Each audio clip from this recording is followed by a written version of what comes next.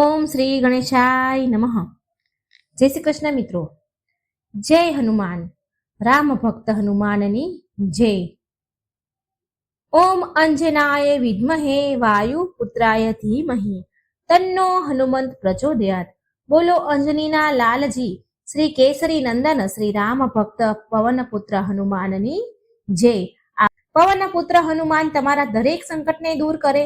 દર્શક મિત્રો, આજે આપણે જો તમે પણ હનુમાનજીના ભક્ત હોવ તો વિડીયોને લાઈક કરજો, કોમેન્ટમાં પવનપુત્ર હનુમાનની જય જરૂર લખજો અને જો ચેનલમાં નવા હોય તો ચેનલને સબસ્ક્રાઇબ અવશ્ય કરજો.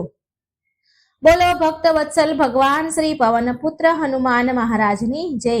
દર્શક મિત્રો, શ્રી રામ ભક્ત હનુમાનજીને આપણે સૌ જાણીએ છીએ. હનુમાન જયંતીને હિન્દુ ધર્મનો એક મોટો તહેવાર માનવામાં આવે છે. હિન્દુ પંચાંગ અનુસાર ચૈત્ર માસની પૂર્ણિમાના દિવસે હનુમાનજીનો જન્મ દિવસ મનાવવામાં આવે છે. જ્યારે કે દેશના અમુક હિસ્સામાં કાર્તિક માસની કૃષ્ણ પક્ષની 14મી તિથિ હનુમાનજીનો જન્મ મનાવાય છે. આજના દિવસે હનુમાનજીનું વિધિ વિધાનથી પૂજન અર્ચન કરવામાં આવે છે, વ્રત રાખવામાં આવે છે. માન્યતા અનુસાર હનુમાનજીની વિધિ વિધાનથી જો પૂજા આરાધના કરવામાં આવે તો મનુષ્યના સર્વ દુઃખ દૂર થાય છે, સંકટ મટી જાય છે, મનોકામના પૂર્ણ થાય છે. સંકટ મોચન હનુમાન સંકટોમાંથી મુક્તિ અપાવે છે. હનુમાનજી સંકટ મોચન છે. હનુમાનજીની કૃપાથી સર્વ કાર્ય સિદ્ધ થાય છે અને હનુમાનજીની પૂજા અર્ચના કરવાથી પ્રભુ શ્રી રામચંદ્રની કૃપા પણ પ્રાપ્ત થાય છે. હનુમાનજીને પ્રસન્ન કરવા માટે આ દિવસે ભક્તો રામચરિત માનસનો અખંડ પાઠ કરવો જોઈએ. રામ ભક્ત હનુમાનજીના નામ મંત્ર જાપ કરવા જોઈએ. સુંદરકાંડનો પાઠ કરવો જોઈએ. બજરંગ બાણ, હનુમાન બાહુક તથા હનુમાન ચાલીસાનો પાઠ કરવો જોઈએ. ખૂબ જ લાભકારી માનવામાં આવે છે. હવે ચાલો આપણે સાંભળીએ હનુમાનજીના જન્મની કથા. બોલો સંકટ મોચન શ્રી ભગવાન હનુમાનજી મહારાજની જય. જય હનુમાન. હનુમાનજીનો જન્મ ત્રેતા યુગમાં માતા અંજનીના પુત્રના રૂપમાં ચૈત્ર પૂર્ણિમાના શુભ દિવસે થયો હતો. શ્રી હનુમાનજીના અનેક નામો છે, પરંતુ પ્રચલિત નામોની વ્યાખ્યા કંઈક આવી છે. જેમ કે માતા અંજનીના પુત્ર હોવાને કારણે અંજની પુત્ર નામથી ઓળખાય છે. પહેલાના જમાનામાં સંતાનો માતાના નામ કુળથી પણ ઓળખાતા હતા. કપિરાજ શ્રી કેસરીના પુત્ર હોવાથી કેસરી નંદન કહેવાયા. ભગવાન શંકરના 11મા રુદ્ર અવતાર છે, એટલા માટે રુદ્ર અવતાર પણ કહેવાયા. શંકર સુવન કહેવાયા. શ્રી પવનદેવ હનુમાનજીના પાલક પિતા છે. હનુમાનજીને ઉડવાની શક્તિ પ્રદાન કરી છે, એટલા માટે હનુમાનજીને એક નામ પવન પુત્ર પણ મળ્યું છે. જ્યારે શ્રી હનુમાનજીને ભૂખ લાગી ત્યારે સૂર્યદેવને લાલ ફળ સમજીને ગ્રહણ કરવા લાગ્યા. ત્યારે ઇન્દ્રદેવે સૂર્યદેવની રક્ષા કરી હનુમાનજીની દાઢી પર હનુ જેને કહેવાય છે તેના પર પ્રહાર કર્યો હતો. પછી બ્રહ્મદેવના કહેવાથી ઇન્દ્રદેવે હનુમાનજીને વરદાન સહિત હનુમાનને નામ આપ્યું અને ત્યારથી જ હનુમાન કહેવાયા. શ્રી સૂર્યદેવ પણ આ બાળકને હનુમાનજીને શસ્ત્ર સમર્થ બનાવ્યા અને જ્ઞાન પ્રાપ્ત કરાવ્યું. સૂર્યદેવ હનુમાનજીના ગુરુ છે. મહાભારતમાં પણ હનુમાનજીનું મારુત આત્મા જ નામનો ઉલ્લેખ છે, માટે હનુમાનજીને મારુતિ પણ કહેવાય છે. અન્ય એક પ્રચલિત હનુમાનજીનું નામ છે બજરંગબલી. આ શબ્દ બજરંગબલીનો અપભ્રંશ છે, એટલે કે વ્રજ સમાન શક્તિ હોય તેવા બજરંગબલી શ્રી હનુમાનજી રામજીના પ્રિય ભક્ત હતા. એ સ્વયં શ્રી રામે જ કહ્યું છે, માટે હનુમાનજીનું એક નામ રામ ભક્ત પણ છે. શ્રી સીતાજીને અશોકવનમાં હનુમાનજીને વરદાન આપ્યું હતું કે હનુમાનજી આપને અષ્ટસિદ્ધિ નવનિધિ પ્રાપ્ત થશે, માટે હનુમાનજીનું એક નામ અષ્ટસિદ્ધિ નવનિધિના દાતા તરીકે પણ જાણીતું છે. દર્શક મિત્રો, હનુમાનજીના પરચાનો કોઈ પાર નથી, જે કહી શકાતા નથી. ભગવાન શ્રી હનુમાનજીની કથા પણ ખૂબ જ નિરાળી છે. તો ચાલો મિત્રો, આપણે સાંભળીએ હનુમાનજીના પાવનકારી કથા, શ્રી હનુમાનજીના જન્મની કથા. બોલો સંકટ મોચન હનુમાન મહારાજની જય. ભગવાન શંકર માતા પાર્વતી સાથે કૈલાસના એક ઉત્તમ શિખર પર બિરાજમાન હતા. વડની છાયામાં તેમના કપૂર સમાન શ્વેત શરીર પર ભૂરા રંગની જટાઓ વિખરાયેલી હતી. હાથમાં રુદ્રાક્ષની માળા શોભાયમાન હતી. ગળામાં સાપ અને સામે નંદી બેઠેલા હતા. ભગવાન શિવના સહચરો અને અનુચરો ત્યાંથી થોડેક દૂર પરસ્પર વિવિધ પ્રકારની ક્રીડાઓમાં પોરવાયેલા હતા. ભગવાન શિવના મસ્તક ઉપર ચંદ્રમા ખૂબ જ સુંદર લાગે છે અને ગંગાજીની અમૃતમય ધારાઓ રહેવાને કારણે ત્રીજા નેત્રની વિષમ જ્વાળા શાંત હતી. લલાટ પરથી ભસ્મ અત્યંત શોભાયમાન જણાતી હતી. એકાએક રામ રામ કહેતા ભગવાન શિવ પોતાની સમાધિનો ભંગ કર્યો. માતા પાર્વતીએ જોયું કે ભગવાન મહાદેવ એક અપૂર્વ ભાવથી તેમની તરફ જોઈ રહ્યા છે. પાર્વતી માતા ભોલેનાથ સામે ઊભા થઈ ગયા અને હાથ જોડીને કહેવા લાગ્યા, હે ભગવાન, આ સમયે હું તમારી શું સેવા કરું? શું તમે મને કંઈ કહેવા માંગો છો? ત્યારે ભગવાન ભોળાનાથ કહે છે કે પ્રિયે, આજે મારા મનમાં એક ઘણો જ શુભ સંકલ્પ થઈ રહ્યો છે. હું મનમાં વિચારી રહ્યો છું કે હું જેમનું નિરંતર ધ્યાન કરું છું, જેમના નામોનું રટણ કરીને ગદગદ થતો રહું છું, જેમના વાસ્તવિક સ્વરૂપનું સ્મરણ કરીને હું સમાધિસ્થ થઈ જાઉં છું, તે જ મારા ભગવાન, તે જ મારા પ્રભુ અવતાર લઈને સંસારમાં આવી રહ્યા છે. બધા દેવતાઓ તેમની સાથે અવતાર લઈને તેમની સેવામાં સુયોગ પ્રાપ્ત કરવા ઈચ્છે છે. તો પછી હું શા માટે વંચિત રહું? પણ ત્યાં જવા માંગુ છું હું પણ, અને મારા પ્રભુની સેવા કરીને યુગ યુગની ઝંખના પૂર્ણ કરવા માંગુ છું અને પોતાના જીવનને સફળ બનાવવા માંગુ છું.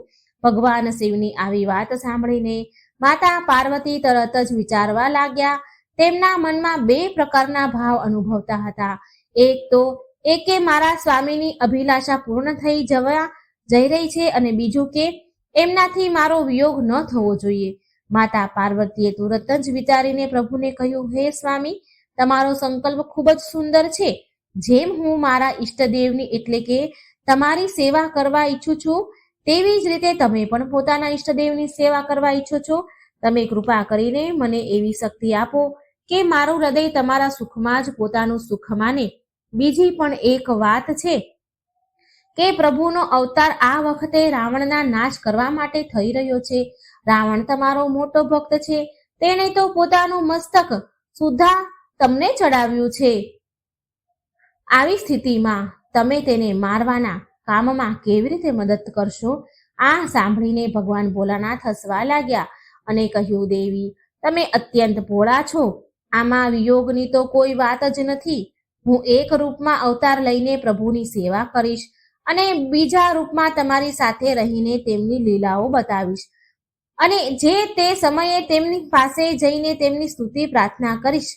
હવે રહી તમારી બીજી વાત, તો એમાં તો જેમ રાવણ મારી ભક્તિ કરે છે, તેવી જ રીતે તેણે મારા એક અંશની અવગણના પણ કરી છે.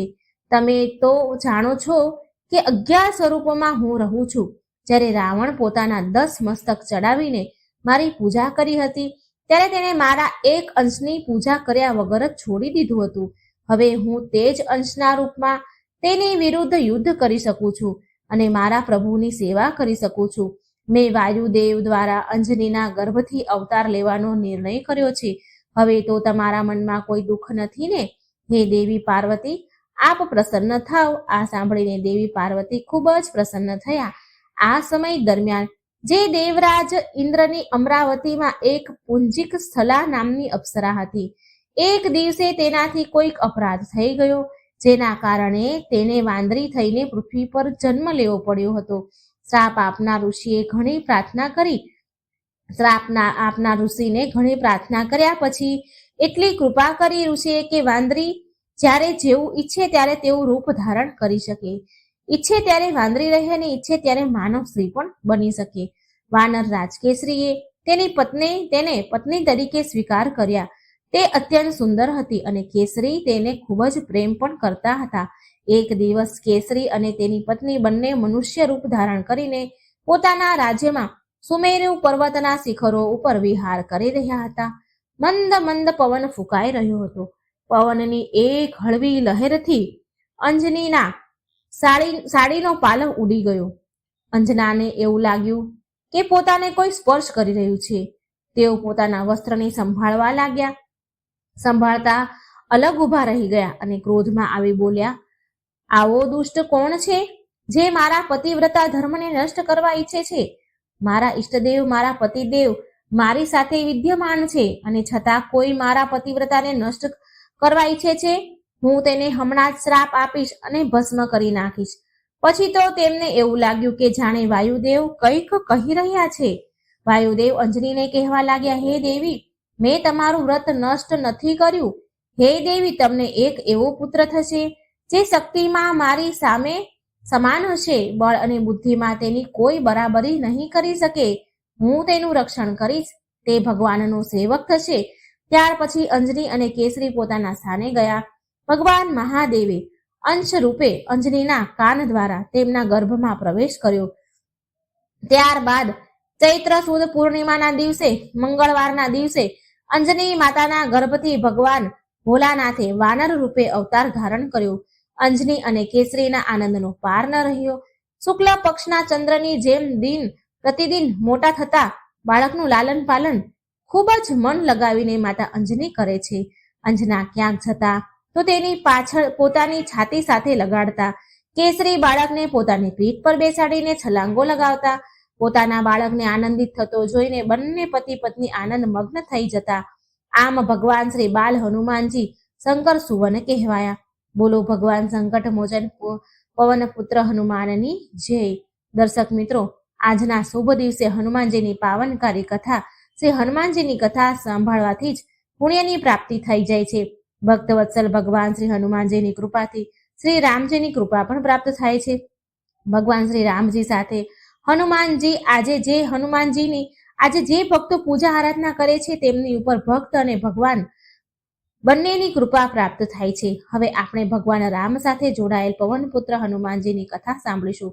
તમામ ભક્તોને વિનંતી છે કે આ કથાને અંત સુધી ધ્યાનથી સાંભળજો, જેથી પવનપુત્ર હનુમાનજી કૃપા આપણા ઉપર વરસાવે. બોલો પવનપુત્ર હનુમાનજીની જય.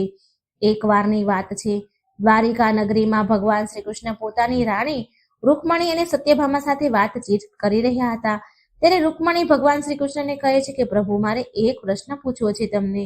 શ્રી કૃષ્ણ કહે છે, પ્રિય, બોલો, તમારો શું પ્રશ્ન છે? રૂકમણીજી કહે છે કે પ્રભુ, દરેક વિવાહિત સ્ત્રી પોતાની શેથામાં સિંદૂર લગાવે છે. તેના રૂપ અને શોભાનું મહત્વ વધારે છે, પરંતુ તેના પાછળનો સાચો અર્થ શું છે એ હું જાણવા માંગુ છું. ત્યારે ભગવાન કહેવા લાગે કે આ પ્રશ્ન કોઈ સ્ત્રીને પૂછો તો વધુ સારું રહેશે. ત્યારે ભગવાન શ્રી કૃષ્ણ કહે છે, સત્યભામા કહે છે કે આ પ્રશ્ન કોઈ સ્ત્રીને પૂછીએ તો વધારે સારું રહે છે. તો ભગવાન શ્રી કૃષ્ણ કહે છે, કેમ પ્રિય, શું તમને મારા જ્ઞાન ઉપર શંકા છે? ના ના, શંકા નથી, પરંતુ જે દરરોજ સિંદૂર લગાવે છે તે પ્રેમ અને લાગણીઓનું ગહન અર્થ દર્શાવી શકે છે. શ્રી કૃષ્ણ કહે છે, તમારી વાત સાચી છે સત્યભામા, પરંતુ જે પુરુષે સિંદૂર લગાવ્યું હોય તે પણ આ ખાસ લાગણીઓ સમજી શકે છે. રૂકમણીએ પૂછ્યું, આવો કયો પુરુષ સિંદૂર લગાવે છે પ્રભુ? ત્યારે શ્રી કૃષ્ણ કહે છે કે શ્રી રામ ભક્ત હનુમાન. રૂકમણી કહે છે, પ્રભુ, પરંતુ હનુમાનજી તો બાલ બ્રહ્મચારી છે, તો પછી તેમને સિંદૂર સાથે શું લાગણી હોઈ શકે? પ્રભુ, આ કેવી અજાયબ ગૂઢ રહસ્ય છે. ત્યારે ભગવાન કૃષ્ણ કહે છે કે દેવી, શ્રી રામ અને માતા સીતાના વનવાસ પૂર્ણ થયા પછી તેઓ અયોધ્યામાં પાછા આવ્યા. એક દિવસ માતા સીતા શ્રૃંગાર કરી રહ્યા હતા, ત્યારે હનુમાનજી તેમની પાસે બેસી તેમને જોઈ રહ્યા હતા. માતા સીતાને પૂછ્યું હનુમાનજીએ કે કેમ તમે મારી પાસે બેઠેલા છો? માતા સીતા કહે છે કે હનુમાનજી, તમે અહીં કેમ બેઠા છો મારી પાસે? સામાન્ય રીતે તો તમારું ધ્યાન શ્રી રામના ચરણોમાં જ હોય છે. શું તમે કોઈ પ્રશ્નમાં મૂંઝાયા છો? હનુમાનજી કહે છે, હા માતા, હું એક દુવિધામાં ફસાઈ ગયો છું. મેં જોયું છે કે દરેક વ્યક્તિ પ્રભુ શ્રી રામને પ્રસન્ન કરવા માટે ભેટ આપે છે, પણ હું તમને શું ભેટ આપું જે તમને પ્રસન્ન કરે? માતા સીતાએ જવાબ આપ્યો, પુત્ર, પ્રભુ શ્રી રામને કોઈ વસ્તુમાં મોહ નથી. તેઓ માટે સંસારની દરેક વસ્તુ સમાન છે. તેમને સર્વ વસ્તુઓ પ્રસન્ન કરી શકે છે. હનુમાનજી પૂછે છે, માતા, તમે આ સિંદૂર શા માટે લગાવો છો? માતા કહે, આ સુહાગણની નિશાની છે. હું શ્રી રામની લાંબી આયુષ્યની કામના કરી સિંદૂર લગાવું છું. આથી તમારા પ્રભુ અને મારા પતિ શ્રી રામનું આયુષ્ય વધશે. હનુમાનજી આ વાત સાંભળીને કહે છે, માતા, તો સિંદૂર પ્રભુને પ્રસન્ન કરવા માટે મહત્વમ છે. હનુમાનજી માતા સીતાથી વિદાય લે છે અને થોડા સમય પછી તે પોતાના શરીર ઉપર સિંદૂર લગાવી માતા સીતાની સમક્ષ આવે છે. માતા આશ્ચર્યથી પૂછે છે કે હે પુત્ર, તમે આ શું કર્યું? હનુમાનજીએ જવાબ આપ્યો, માતા, મેં પણ મારા પ્રભુ શ્રી રામની લાંબી આયુષ્ય માટે સિંદૂર લગાવ્યું છે. હવે તેમના પર પણ કોઈ સંકટ નહીં આવી શકે. પુત્ર હનુમાન, તમે કેટલા ભોળા છો. હનુમાનજી કહે છે, માતા, હવે તો પ્રભુ શ્રી રામ મારા ઉપર જરૂર પ્રસન્ન થશે. માતા સીતાએ કહ્યું, નિશ્ચિત રૂપે. માતા સીતાની આજ્ઞા મેળવીને હનુમાનજી તે જ રૂપે શ્રીરામના દરબારમાં પહોંચ્યા. શ્રીરામ તેમના દરબારમાં વિશેષ ચર્ચા કરી રહ્યા હતા. ત્યાં જ જય શ્રી રામ કરતા કરતા હનુમાનજી તેમની સમક્ષ પહોંચ્યા. હનુમાનજીના આ રૂપને જોઈ દરબારમાં બેઠેલા લોકો હસવા લાગ્યા. એમનામાંથી એક વ્યક્તિ કહે છે કે, અરે હનુમાન, આ તમે શું કરી આવ્યા છો? દરબારમાં આવતા પહેલા નાવું પણ યોગ્ય ન સમજ્યું તમે? શું આ છે? આ શું છે?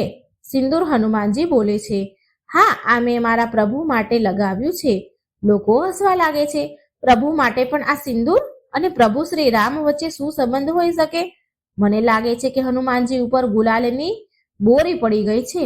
હવે આ જ કારણ હશે કે હનુમાનજી એવા બહાના આપી રહ્યા છે. કેમ હનુમાનજી, સાચું બોલી રહ્યા છીએ ને અમે? શ્રી રામજી હસીને કહે છે, હનુમાન, આ તમે શું કર્યું? હનુમાનજી કહે છે, પ્રભુ, આ રૂપ મેં ખાસ તમારા માટે જ ધારણ કર્યું છે.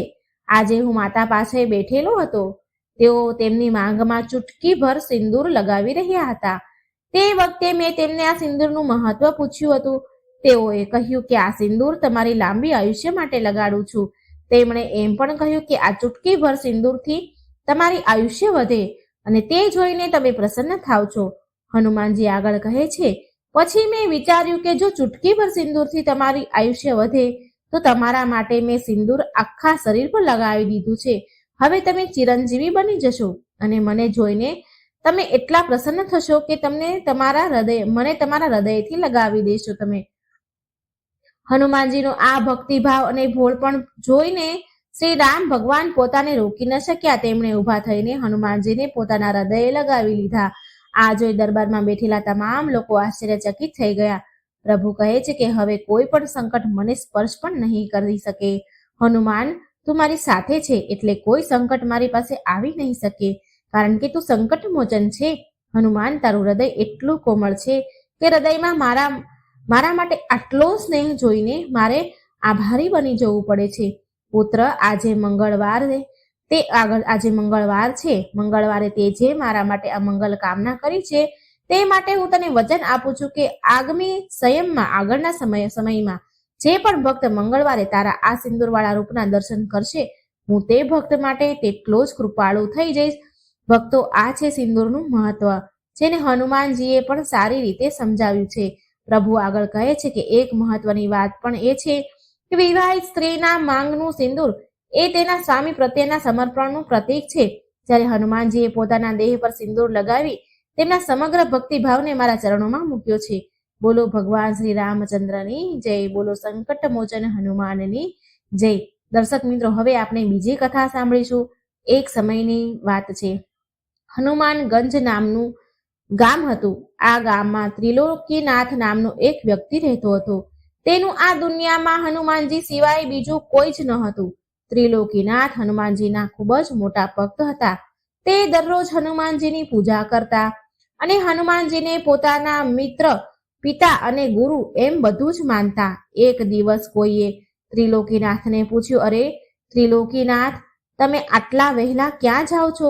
ત્યારે ત્રિલોકીનાથે કહ્યું, ભાઈ, હું હનુમાનજીના મંદિરમાં જઈ રહ્યો છું. તેમની પૂજા કરીને જ હું દિવસની શરૂઆત કરું છું.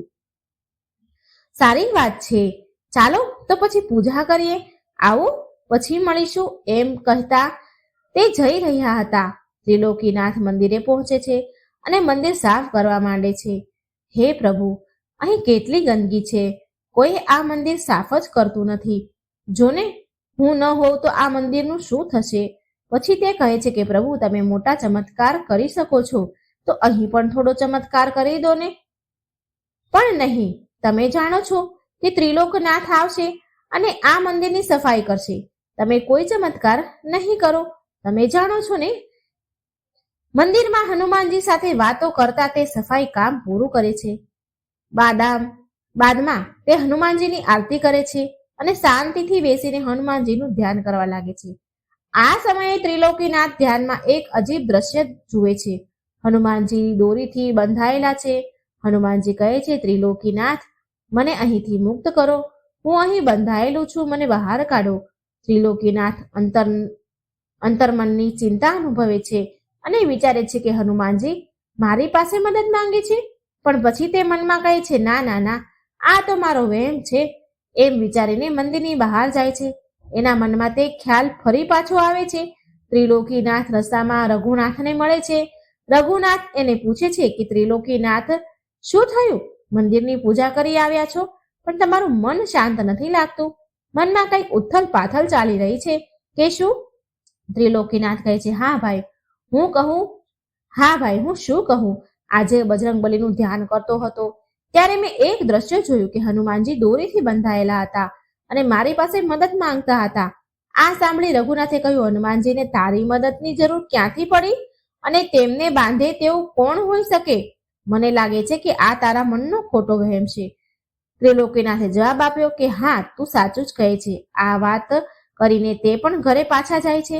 સાંજ થાય છે. ત્રિલોકીનાથ સાંજના દરરોજના કામ પતાવે છે, બાદ ભોજન કરીને સૂઈ જાય છે. પછી ત્રિલોકીનાથને ફરીથી એ જ સપનું આવ્યું. હનુમાનજી સપનામાં ત્રિલોકીનાથને કહે છે, ત્રિલોકીનાથ, મને અહીંથી મુક્ત કરો, હું બંધાયેલો છું, મને બહાર કાઢો. ત્રિલોકીનાથ પૂછે છે, પ્રભુ તમે ક્યાં છો? હનુમાનજી જવાબ આપે છે, હું મંદિરની પાછળ આવેલા આંબાના વૃક્ષમાં ફસાયેલો છું, મને ત્યાંથી બહાર કાઢી મંદિરમાં સ્થાપિત કરો. અચાનક ત્રિલોકીનાથની ઊંઘ ઉડી ગઈ. એ જાગી ગયા ત્યારે ત્રિલોકીનાથ ચિંતામાં પડી ગયા અને વિચાર કરે છે કે આ કેવું સપનું છે? કદાચ હનુમાનજી મને કંઈક સંકેત આપી રહ્યા છે. હું આ વાત પહેલા ગામના સરપંચને સમક્ષ મૂકીશ. બીજા દિવસે ત્રિલોકીનાથ ગામમાં પંચાયત બોલાવે છે. ગામના લોકો ત્યાં ભેગા થયા. સરપંચ પૂછે છે, ત્રિલોકીનાથ, આજે પંચાયત શા માટે બોલાવી પડી? ત્રિલોકીનાથ કહે છે, પંચાયત બોલાવવા માટેનું કારણ આંશિક ગંભીર છે. હનુમાનજી મારા સ્વપ્નમાં દર્શન આપીને કહે છે કે તેઓ મંદિરની પાછળ આવેલા આંબાના વૃક્ષમાં ફસાયેલા છે. મારે તેઓને ત્યાંથી મુક્ત કરીને મંદિરમાં સ્થાપિત કરવાના છે. મારી વિનંતી છે કે આપણે એ વૃક્ષ કાપી તેમના માટે કાર્ય કરવું જોઈએ. સરપંચ હસે છે અને કહે છે, ત્રિલોકીનાથ, તું પાગલ થઈ ગયો છે. હું સમજુ છું કે તું હનુમાનજીનો ભક્ત છે, પણ તું તો પંચાયતનો સમય બગાડે છે. પંચાયતનો સમય બગાડવાનો કોઈ અર્થ નથી ત્રિલોકીનાથ. સરપંચજી, હું સાચું કહું છું. એકવાર એ વૃક્ષ કાપીને જોવું જ જોઈએ. સરપંચ ગુસ્સે થયા છે અને જવાબ આપે છે કે ત્રિલોકીનાથ, તો આટલી મૂર્ખ વાતો કઈ રીતે કરી શકે? તેની અમે કલ્પના પણ નહોતી કરી શકી. આવી મૂર્ખ જેવી વાતો ન કર. અમને કલ્પના પણ નથી કે તું આવું કહીશ, તું આવું પાગલ પણ કરીશ. સરપંચ ગુસ્સે થઈને કહે છે, જાઓ ઘરે જાઓ અહીંથી. આજની સભા અહીં પૂર્ણ થાય છે. તથા સરપંચે ત્રિલોકીનાથને કડક શબ્દોમાં વૃક્ષ કાપવા પર પ્રતિબંધ લગાવી દીધો. ત્રિલોકીનાથ ઉદાસ થઈ મનથી ઘરે પાછા ફર્યા. પોતાના ઘરે જવા લાગ્યા ત્યારે રઘુનાથ તેની પાસે આવ્યો અને ખભા ઉપર હાથ મૂકીને કહ્યું, ત્રિલોકીનાથ, ચિંતા ન કર. આ બધું તારા મનનો એક વહેમ છે. આના પર વધુ ધ્યાન ન આપ. અરે, તે આંબાનું વૃક્ષ તો સરપંચજીનું છે અને તેમાંથી કેટલાય ફળ મળે છે તેને. તેઓ તારી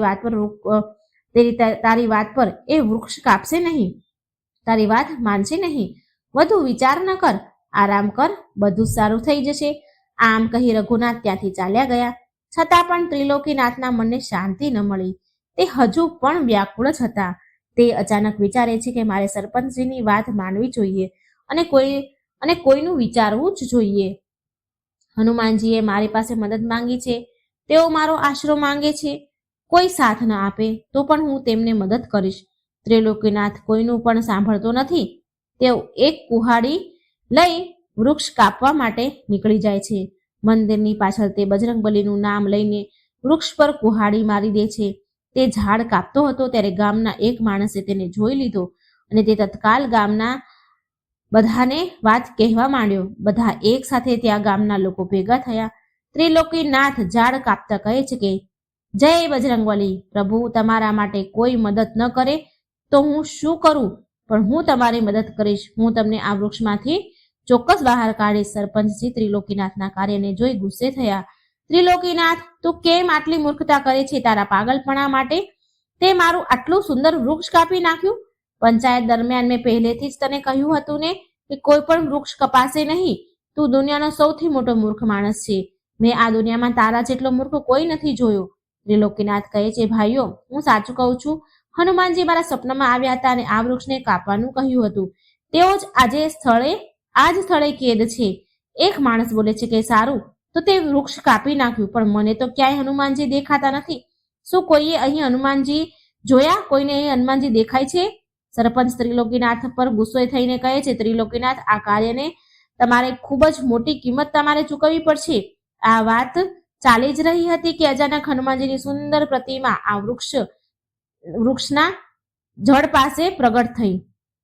તે જોઈને તમામ ગામવાળા અચંભામાં પડી ગયા. કોઈ પોતાની આંખો ઉપર વિશ્વાસ કરી શકતું ન હતું. ત્યાં બધા જ જય બજરંગબલી, જય બજરંગબલી કહેવા લાગ્યા અને તે ત્રિલોકીનાથ પાસે માફી માંગી લે છે. બધા ગામવાળા પૂરેપૂરા સન્માન સાથે વૃક્ષમાંથી પ્રગટ થયેલા હનુમાનજીની પ્રતિમાને મંદિરમાં સ્થાપિત કરે છે. તેમના આશીર્વાદથી આખા ગામમાં સુખ અને શાંતિ છવાઈ જાય છે અને ત્રિલોકીનાથને ગામમાં પહેલા કરતા પણ વધારે સન્માન મળે છે. બોલો સંકટ મોચન હનુમાનજીની જય. હવે આપણે કળિયુગમાં બજરંગબલી સાથે જોડાયેલા એક કથા સાંભળીશું. કહેવામાં આવે છે કે કળિયુગમાં વધતા પાપોને કારણે પ્રભુ પૃથ્વી ઉપર દેખાતા નથી, પરંતુ આપણી આ સત્ય ઘટના સાંભળીને તમને વિશ્વાસ થશે કે પ્રભુ તેમના ભક્ત માટે ગમે ત્યાં પહોંચી શકે છે. કળિયુગ હોય કે સતયુગ, ભગવાન પોતાના ભક્તની મદદ કરવા હંમેશા દોડી આવે છે. આ વાર્તા યુપીના અલીગઢમાં રહેતા સાવંત સોનીની છે, જે વ્યવસાયમાં 5 સ્ટાર હોટલમાં ઘણા વર્ષોથી વેટર તરીકે કામ કરતા. આ સિવાય સાવંત બજરંગબલીનો ખૂબ જ મોટો ભક્ત પણ હતો.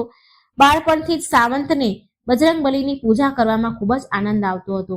તે પોતાનું કામ કરતા હનુમાનજીનું નામ લેતો હતો. આમ બજરંગબલીની ભક્તિ ઘણા વર્ષોથી કરી રહ્યો હતો.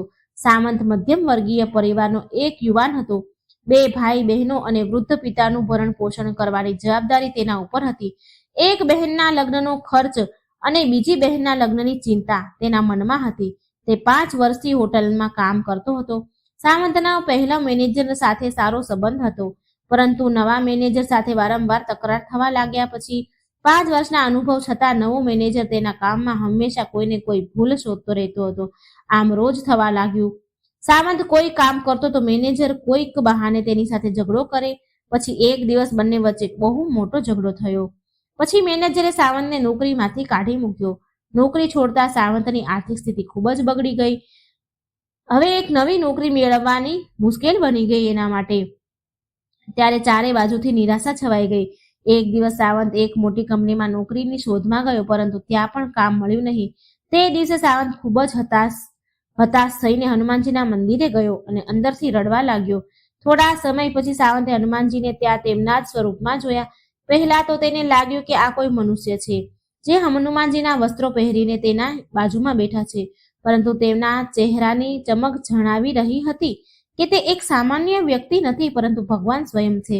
આ પછી હનુમાનજીએ પૂછ્યું, દીકરા, તું આટલો બધો દુઃખી કેમ છે? હું જાણું છું કે તારી પાસે ના તો નોકરી છે કે ના પૈસા, પરંતુ તને મારા પર વિશ્વાસ છે ને?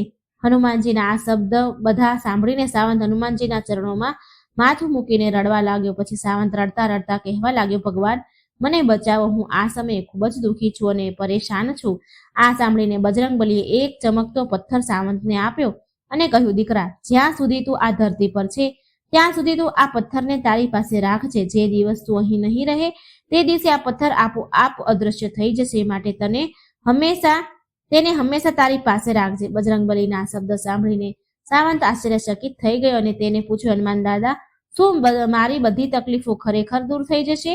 આ પછી હનુમાનજી હસ્યા અને બોલ્યા, દીકરા, હવે તારા જીવનમાં એક મોટો ચમત્કાર થવાનો છે. આ પછી સાવંત હનુમાનજીના ચરણ સ્પર્શ કરવા માટે ઝૂક્યો કે તરત જ બજરંગબલી ગાયબ થઈ ગયા. સાવંત આ જોઈને ચોંકી ગયો અને તે ચમત્કારી પથ્થર લઈને ઘરે ગયો. ઘરે પહોંચ્યા પછી સાવંતે તેના પરિવારના સભ્યોને બધી વાત કહી, પરંતુ કોઈએ સાવંતની વાત પર વિશ્વાસ ન કર્યો. ઉલટા બધા તેના પર હસવા લાગ્યા. આ પછી સાવંતે પથ્થરને પોતાના રૂમમાં રાખ્યો અને બીજા દિવસે સવારે સાવંતે હનુમાનજીની પૂજા કરવાની સાથે તે પથ્થરની પણ પૂજા કરવા લાગ્યો અને પછી નોકરીની શોધમાં નીકળી ગયો. અચાનક સાવંતની મુલાકાત એક એક જૂના મિત્ર સાથે થઈ. એક હોટલમાં એક કામ કરતો હતો.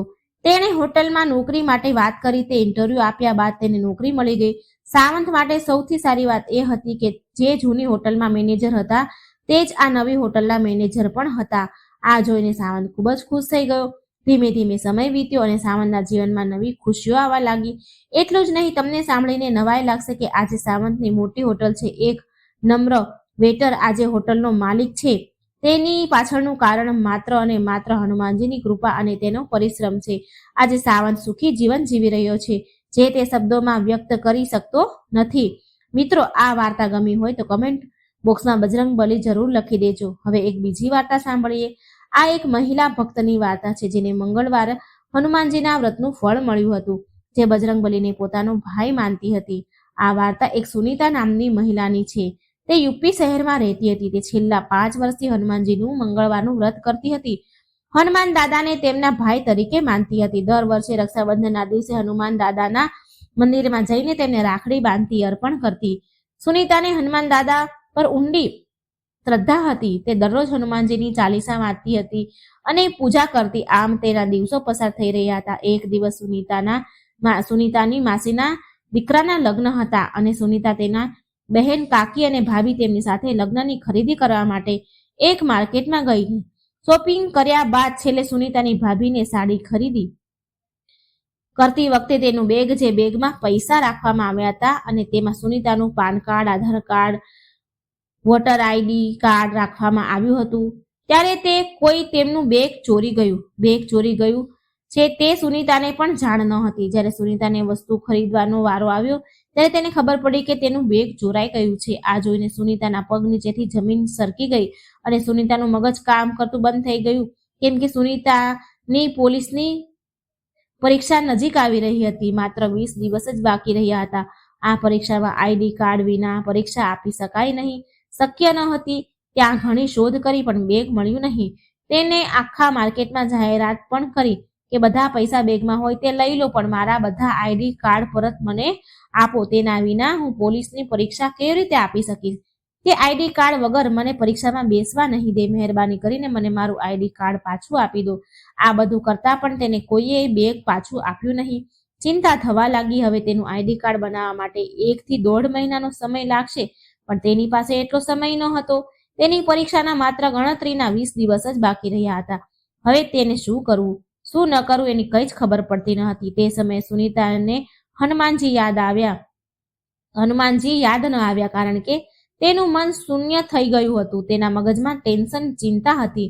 રાત્રે 9 વાગ્યે ઘરે પાછી આવી અને તે આધાર કાર્ડની કોપી લેવા સાયબર કેફે ગઈ. ત્યાં પણ કોઈ કામ ન થયું. તેની ચિંતા વધી રહી હતી. તે પછી રાત્રે પોલીસ સ્ટેશને ગઈને વિચારતી હતી કે જો તેઓ અરજી પર સ્ટેમ્પ લગાવશે તો પોલીસને પરીક્ષામાં બેસવા દેશે નહીં. એવું ન થયું. પોલીસવાળાએ સુનીતાને કહ્યું કે આજે તમારું કામ નહીં થાય, કાલે બપોરે આવજો. આ સાંભળીને તે નિરાશ થઈ ગઈ અને તેને ઘરે પાછી ગઈ. સુનીતા આખી રાત રડતી રહી. એને ઊંઘ ન આવી. આખી રાત રડતા વિતાવી. પછી કોઈક રીતે આખી રાત પસાર કરી અને સવારે 4 વાગ્યાની આસપાસ સૂઈ ગઈ અને 2 કલાક સૂતા પછી સવારે 6 વાગ્યા પછી જાગી ગઈ. તો પણ તે જાગી તો ખરી, પણ પલંગ પર આડી પડી રડતી હતી. પછી 8 વાગે તેની માતા તેને જગાડવા આવી. તેની માતાએ જોયું કે સુનીતા હજી જાગી નથી. જ્યારે સુનીતા જાગી ત્યારે તેને હનુમાનજી પર જ ગુસ્સો આવ્યો અને ગુસ્સામાં તેણે તે દિવસે ના તો તેમની પૂજા કરી અને ના તો હનુમાન ચાલીસા વાંચી. બસ આ જ વિચારતી હતી કે મારી સાથે આવું કેમ થયું. થોડી વાર પછી સુનીતાએ બજરંગબલીને કહ્યું કે જ્યાં સુધી મને મારા બધા આઈડી કાર્ડ નહીં મળે ત્યાં સુધી હું કંઈ ખાઈશ નહીં. એમ સાચા હૃદયથી હનુમાનજીને પ્રાર્થના કરવા લાગી. તેના 1 જ કલાક પછી એક મહિલા સુનીતાના ઘરનો દરવાજો ખખડાવે છે.